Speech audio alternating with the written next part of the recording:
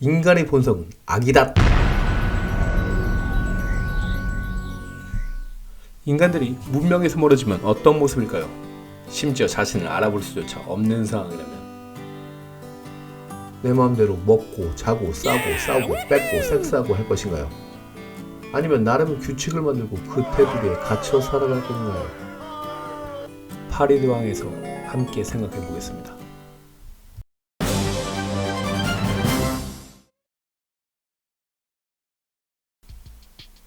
어느 무인도 섬에 아이 하나가 있습니다. 어떻게 왜 여기로 왔는지 아무도 모릅니다. 단지 비행기가 추락해서 어른들 모두 죽고 애들만 남아있는 골 때린 상황만 있을 뿐입니다. 그의 이름은 랄프이고 12살 정도 된 다부진 체격의 소년입니다.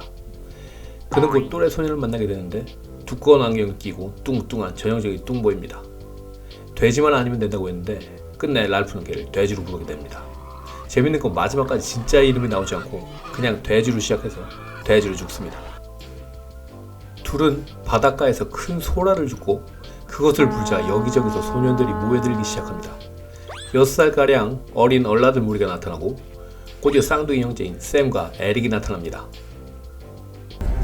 그때 저 멀리서 아지랑이 사이로 검정 망토를 걸친 성가대 무리가 나타납니다. 무리를 이끄는 키 큰 소년의 이름은 잭. 약간은 강압적인 분위기로 성가대를 이끌고 있습니다. 그 외에 작은 몸집인 사이먼, 털털한 모리츠, 비호감 로저, 빌, 로버트, 해럴드, 헨리, 기타 등등 이렇게 6살짜리 정도 어린애들 무리, 10살가량이 약간 큰 애들 무리로 구성되어 있습니다. 이제 이들은 대장을 뽑기로 하는데 잭은 자신이 성가대 짱이고 시단조까지 부를 수 있기 때문에 대장을 해야 된다는 개소리를 들어놓습니다. 하지만 아이들은 선거를 하자고 하고 결국 랄프가 대장으로 선출됩니다. 아마도 소라를 가진 것이 꼬맹이들에게는 권력으로 느껴지는지도 모르겠습니다. 아무튼 이때부터 잭은 랄프에 대한 적개심을 갖기 시작합니다. 랄프와 잭 그리고 사이먼은 섬을 둘러보기로 하고 도중에 멧돼지의 흔적 및 새끼 멧돼지가 덩굴에 걸려있음을 확인하고 사냥을 하려고 하지만 선뜻 나서지는 못합니다. 섬 확인을 마친 후 랄프는 소라를 이용해서 아이들을 불러 모읍니다. 여기서 산에서 본 것들에 대해 얘기를 해주고 앞으로 서로 규칙을 만들기로 합니다. 소라를 가진 자만이 모임에서 발언권이 있고 구조를 위한 봉화를 운영하고 멧돼지 사냥 부대를 만들어야 한다는 것입니다. 꽤나 그럴듯하게 아주 민주적인 방법으로 규칙을 만들어갑니다. 이때 잭은 과시욕에 멧돼지 사냥과 불관리를 자청합니다. 곧이어 모든 소년들은 산 위쪽으로 올라가 돼지의 안경을 돋보기 삼아 불을 붙입니다. 애들은 소질이 있었는지 산 거의 절반을 태워버리고 그 와중에 어린 소년 한 명은 실종되기도 합니다. 랄프는 봉화를 피워 구조를 받는다. 이것을 목표로 그동안 오두막을 지어 추위에 대비할 것을 주장합니다. 반면에 잭은 멧돼지 사냥에 꽂혀서 사냥을 즐기면 고기를 먹을 수 있다고 개드립치면서 아이들을 선동합니다.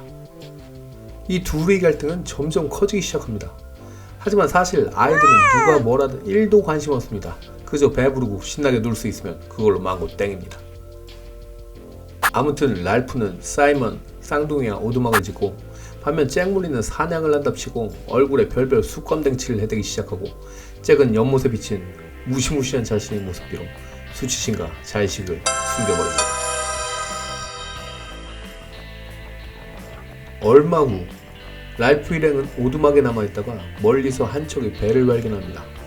구조가 될 것이라고 들떴겠죠. 이들은 봉화 연기를 확인하지만 연기는 나지 않고 있었고 졸라게 봉화로 뛰어가서 불을 붙여보려 하지만 늦어버렸습니다. 뚜껑이 완전 따져버린 랄프는 잭을 찾아갑니다. 그들 무리는 멧돼지 사냥에 성공해서 돌아와 갖가지 썰을 풀고 있습니다. 랄프는 사냥 따위 때문에 집으로 돌아갈 수 있는 기회를 놓쳤다고 잭에게 존나게 지랄합니다. 돼지도 옆에서 깔짝대다가 잭한테 한 대 두드려 맞고 안경이 깨져버립니다. 하지만 잭은 랄프보다는 좀 더 정치적입니다. 쿨하게 봉화권에 대해 사과를 해버립니다. 이에 아이들은 잭이 어른스럽고 멋있다고 칭찬하고 곧이어 멧돼지 파티를 벌입니다. 흙이 돋자 이들은 원을 그리고 춤을 추며 집단의식에 빠져버립니다. 떨어진 인기에 불안한 랄프는 회의를 소집하고 아이들에게 잔소리 더럽게 됩니다. 봉화를 꺼뜨리지 말고 오두막에 물 떠놓고 한 군데서 똥 싸고 웃자고 저짜고. 마지막으로 아이들 사이에서 떠도는 무서운 짐승에 대해 얘기합니다. 짐승인 유령이 티격태격하다가 결국 잭과 랄프는 싸우기 시작하고 회의는 쫑이 나버리게 됩니다. 그날 밤 쌍둥이 형제는 봉화를 지키다가 하늘에서 내려오는 낙하산 병사 시체를 발견합니다. 어둠 속에서 유령과도 같은 모습에 쌍둥이는 멘붕이 와서 서둘러 아이들에게 이를 알립니다. 랄프와 잭 일행은 이를 확인하기 위해 산속을 헤매다 낙하산 병사를 발견하고 그들 역시 존나게 도망쳐옵니다. 잭은 아이들에게 랄프가 대장작이 없다며 씻기 시작하고 결국 랄프 무리와 결별을 합니다.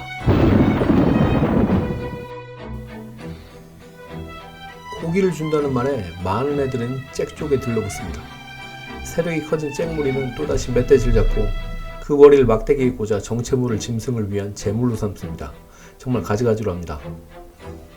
무리는 랄프 일행을 초대하여 삼겹살 파티를 하게 되고 쿨하게 랄프와 돼지에게도 고기를 나눠줍니다. 그리고 사냥부대의 승리를 자축하기 위한 춤과 노래를 하기 시작합니다. 날씨는 어두워지고 천둥이 치기 시작해서 이내 절정에 달합니다.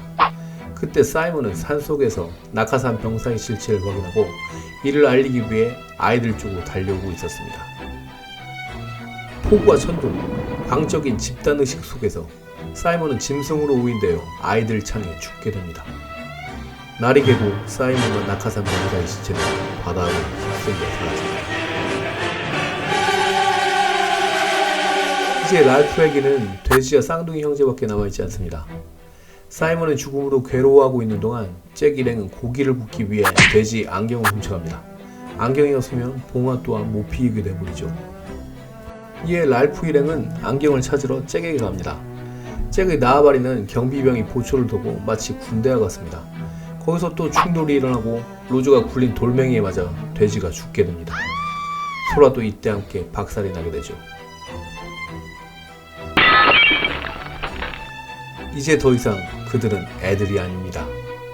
조직적으로 랄프를 죽이기 위해 산에 불을 지르고 섬 전체를 뒤지기 시작합니다. 랄프는 혼자 외롭게 섬 여기저기를 도망다닙니다.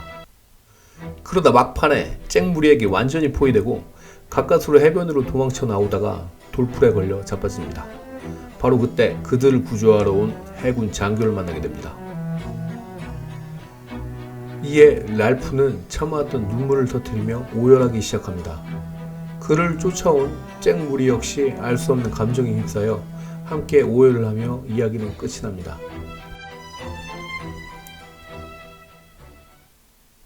정리를 해보자면 영국 소년들이 비행기가 무인도에 불시착하고 애들만 남게 되고 랄프가 대장으로 선출되어 봉화를 피워 구조를 받는다는 목표와 기타 규칙을 정하고 지내오다가 잭 무리가 이런 꼰대 같은 짓 하기 싫다, 꼴린 대로 사냥하고 놀면 지내겠다 해서 갈등이 생겨서 서로 죽이고 우째우째하다가 마지막에 구조가 됩니다. 랄프는 소라, 오두막, 봉화를 이용하여 문명의 가치를 유지하려고 합니다. 돼지는 어려울 때마다 이성적인 판단으로 랄프를 돕고 그들은 마지막까지 구조가 되기 위해 노력합니다. 반면 잭 일행은 성가신 규칙 따위보다는 본능에 이끌리는 대로 사냥하고 놀고 즐기는 것을 추구합니다. 즉 문명의 허울을 벗어던지고 본능 그대로 행동을 합니다. 그들이 얼굴에 위장을 하고 그 뒤로 숨어버린 이후 아무런 꺼리낌 없이 더욱더 대담해집니다. 사이먼은 죽기 전 숲에서 파리대왕을 만납니다. 사실 잭 일행이 꽂아놓은 멧돼지 머리에 파리가 엄청 꼬인 건데 암튼 사이먼의 환상 속에서 너희는 나를 죽일 수 없다. 내가 너희 일부분이다. 라며 인간의 막연한 두려움, 인간의 본능이 자신임을 암시해줍니다. 작가인 윌리엄 골링은 2차 세계대전 때 영국 해군에 입대하여 전쟁의 광란을 경험합니다. 그는 이 시기에 참혹한 전장의 모습을 보고 인간의 본성에 대한 깊은 회의를 느꼈다고 합니다. 1954년 첫 장편 파리대왕으로 냉전시대 사람들에게 큰 충격을 안겨주고 이후에 1983년 노벨 문학상을 수상하게 됩니다. 오래된 책이라서 그런지 단어가 좀 아재스럽고 표현이 좀 부자연스러운 데가 있어 처음에는 잘 안 넘어가다가 중반 이후로는 엄청난 몰입감을 줍니다. 충격적인 인간 내면의 본성을 확인해 보시기 바랍니다. 다음 시간에 뵙겠습니다. 재밌게 보셨다면 구독 버튼을 눌러주세요.